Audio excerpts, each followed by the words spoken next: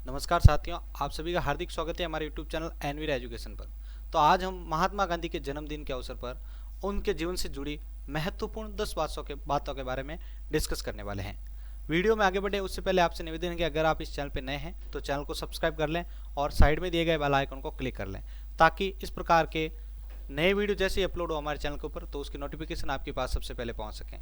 तो चलिए शुरू करते हैं आज के इस वीडियो को। तो अंग्रेजों के खिलाफ आज़ादी की लड़ाई लड़ने वाले राष्ट्रपिता महात्मा गांधी को कौन नहीं जानता है, लेकिन भारतीय राष्ट्रीय आंदोलन में अपने प्राण तक न्यौछावर करने वाले इस महात्मा के बारे में यह 10 बातें हर कोई नहीं जानता। तो चलिए जानते हैं आज इनके बारे में ये रोचक 10 बातें। तो सबसे पहले बात आप देखिए, महात्मा गांधी का पूरा नाम मोहनदास करमचंद गांधी था। उनके पिता का नाम करमचंद गांधी था तथा उनकी माता का नाम पुतलीबाई था। मोहन के पिता कट्टर हिंदू थे। चलिए दूसरी बात को देखते हैं हम। दूसरी बात देखिए आप, महात्मा गांधी के पिता करमचंद गांधी कब्बा गांधी के नाम से भी जाने जाते थे। वे पश्चिमी भारत के गुजरात राज्य की एक छोटी रियासत की राजधानी पोरबंदर के दीवान थे। इसके बाद वे राजकोट और बीकानेर में दीवान रहे थे। चलिए तीसरे पॉइंट को देखते हैं। तीसरा पॉइंट देखिए, गांधी जी की माता पुतलीबाई उनके पिता करमचंद गांधी की चौथी पत्नी थी। पुतलीबाई अत्यंत धार्मिक महिला थी और उनकी दिनचर्या घर और मंदिर में ही बटी हुई थी। मोहनदास उनकी आखिरी संतान थे। तो यहाँ पर हमने 3 पॉइंट क्लियर किए हैं।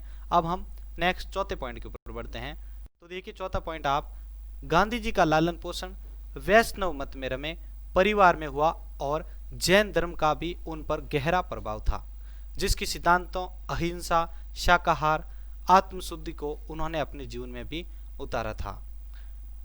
पॉइंट नंबर 5 पे बढ़ते हैं। तो पॉइंट नंबर 5 आपके सामने है। देखिए, महात्मा गांधी पढ़ाई लिखाई में तीक्ष्ण बुद्धि के नहीं थे, बल्कि वे एक औसत दर्जे के विद्यार्थी रहे थे। समय समय पर उन्होंने पुरस्कार और छात्रवृत्तियां भी प्राप्त की थी। नेक्स्ट छठा पॉइंट देखिए आप, गांधी जी ने अपने जीवन के एक समय में नास्तिकवाद, छोटी मोटी चोरियां, धूम्रपान को भी अपनाया था, परंतु इन्हें नादानी मानते हुए उन्होंने स्वयं से इन गलतियों को भी कभी ना दोहराने का प्रण लिया था। इसके बाद उन्होंने सही रास्ते को कभी नहीं छोड़ा था।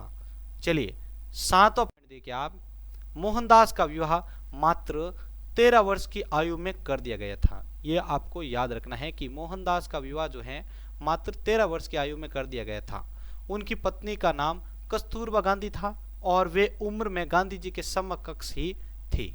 लगभग 62 वर्ष की आयु तक उन्होंने वैवाहिक जीवन बिताया था। यहाँ पर 62 वर्ष तक की आयु तक उन्होंने जो है वैवाहिक जीवन को बिताया था। चलिए नेक्स्ट देखिए आप, 8वां पॉइंट, उन्होंने लंदन में पढ़ाई करके बैरिस्टर की डिग्री प्राप्त की थी। किसकी डिग्री प्राप्त की थी? उन्होंने बैरिस्टर की डिग्री प्राप्त की थी, परंतु बंबई के उच्च न्यायालय में हुई पहली बहस में वे असफल रहे थे और वहां अल्पकालिक शिक्षक के पद के लिए उन्हें अस्वीकार कर दिया गया था और कुछ समय तक उन्होंने अर्जी लिखने जैसे छोटे मोटे कार्यों से अपनी रोजी रोटी चलाई थी। तो यहाँ पर इस प्रकार हमने 8 पॉइंट क्लियर कर दिए हैं। 9वें पॉइंट पे बढ़ते हैं। 9वां पॉइंट देखिए, अपने जीवन में उन्होंने कई बार अनपेक्षित अपमान के दौरे से भी गुजरना पड़ा था, लेकिन इस दौर को उन्होंने बाद में जीवन के महान रचनात्मक अनुभव को माना था और इसे उन्होंने सत्य के क्षण की संज्ञा दी थी। लास्ट पॉइंट पे बढ़ते हैं। तो लास्ट पॉइंट देखिए आप, गांधी जी के प्रभाव के बारे में अर्नल्ड टॉयनबीन ने लिखा था कि हमने जिस पीढ़ी में जन्म लिया वह न केवल पश्चिम में हिटलर और रूस में स्टालिन की पीढ़ी है, वरन वह भारत में गांधी जी की पीढ़ी भी है। और यह भविष्यवाणी बड़े विश्वास के साथ की जा सकती है कि मानव इतिहास पर गांधी जी का प्रभाव स्टालिन या हिटलर से कहीं ज्यादा और स्थायी होगा। तो आज के महात्मा गांधी के इस जन्मदिन के अवसर पर आपको यही प्रण लेना है कि हमें हमेशा सत्य की राह पर चलना है और बुरे कर्मों से दूर रहना है। तो इस प्रकार हमने आज गांधी जी के जन्मदिन पर उनके जीवन से जुड़ी 10 रोचक बातें जानी हैं। अगर ये आपको अच्छी लगी हैं तो चैनल को जरूर सब्सक्राइब करें और इस वीडियो को ज़्यादा से ज़्यादा अपने सोशल मीडिया अकाउंट्स जैसे फेसबुक, इंस्टाग्राम, व्हाट्सएप और आपके जो भी टेलीग्राम चैनल हैं वहाँ पर इसको ज़्यादा से ज़्यादा शेयर करें। इसी के साथ मैं संपत आपसे अलविदा लेता हूँ। धन्यवाद।